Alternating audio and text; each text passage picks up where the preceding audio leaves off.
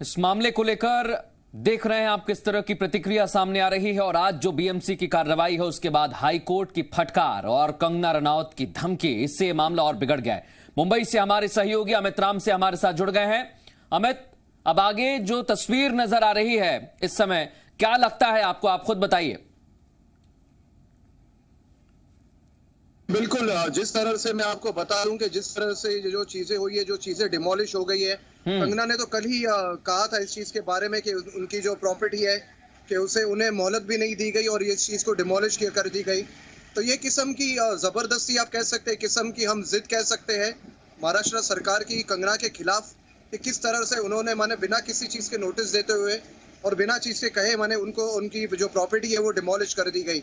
तो एक किस्म की जंग छिड़ी और कंगना भी किसी भी बात से लेकर के, किसी भी चीज को लेकर के वो जरा भी डरी नहीं है और हाँ। बिल्कुल, और इस चीज को लेकर के वो आगे बढ़ेगी। अमित, एक छोटा सवाल है मेरा। बीएमसी ये दावा कर रही है कि कंगना रनौत को नोटिस दिया गया था, इस दावे में कितना दम है?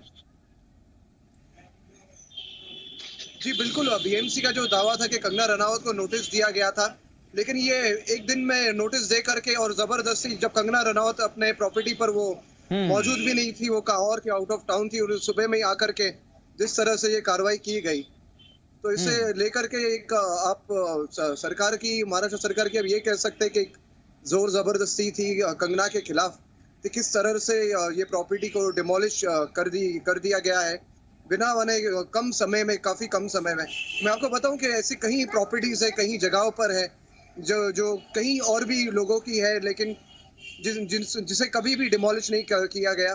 लेकिन एक जिस तरह से कुछ दिनों से जो जंग चल रही थी, उस जंग को लेकर के मैं आपको बताऊं कि महाराष्ट्र सरकार ने उस जंग को पूरी करने के लिए कि ये एक अपनी एक ताकत दिखाई है कि हम, हमारे खिलाफ कोई अगर जाता है, कोई बॉलीवुड अभिनेत्री, कोई बॉलीवुड की तरफ से कोई भी जाता है, तो हम भी हमारी ताकत दिखाएंगे। तो ये बिल्कुल एक किस्म की ताकत दिखाने के हिसाब से उन्होंने ये चीजें, महाराष्ट्र सरकार ने चीजें आगे ली है और ये प्रॉपर्टी को डिमोलिश की है।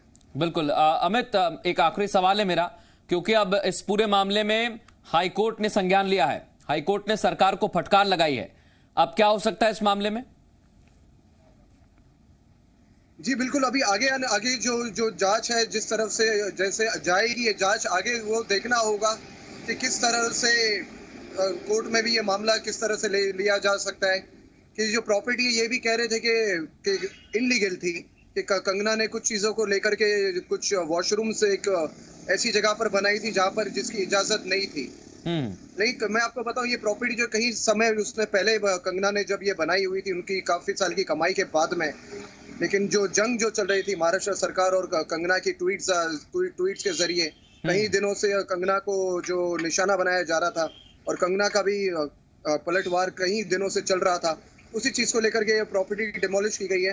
लेकिन आगे किस किस्म की कार्रवाई होगी वो हमें देखना होगा कि कंगना का भी किस तरह से कोर्ट में जाना होता है और आगे जाकर के ये चीजें किस तरह से कि जो इनलीगल प्रॉपर्टी थी कंगना की, जिसे महाराष्ट्र सरकार इनलीगल कह रही है, बीएमसी इनलीगल कह रही है, कि कोर्ट में क्या होता है वो हमें देखना होगा आगे जाकर के। बिल्कुल, बहुत शुक्रिया अमित तमाम बातचीत के लिए। वाकई हाईकोर्ट में मामला है और अब देखना होगा क्या फैसला लिया जाता है। एक छोटा सा ब्रेक यहां पर ले रहे हैं, जल्द लौटेंगे।